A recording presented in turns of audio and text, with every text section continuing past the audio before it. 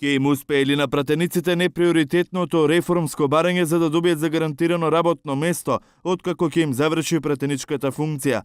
Ставот на СДСМ е дека народните избраници се доволно привилегирани.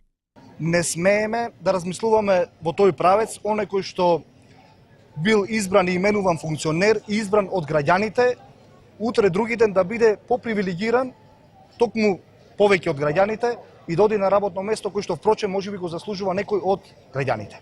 Законот за пратеници беше споменат вчера од група народни избраници, меѓу кои 8 теми на пратеници. Сакаат да бидат државни службеници со услов да имаат 2-годишен пратенички стаж. Знаете вие дека сме во процес на тоа дека нема повеќе да се дават пари на тие што седат дома, нели така беше предлогот?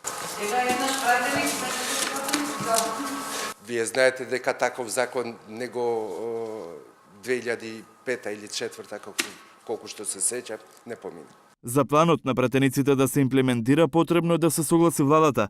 Идејата на народните избраници е законот да помине заедно со пакетот од преостанатите 30 реформски приоритети, меѓу нив се и законите за СЈО, судиите, судскиот совет, законот за кривична постапка, за антикорупцијска, законот за медиумите. За голем дел од реформските закони потребно е двотретинско мнозинство.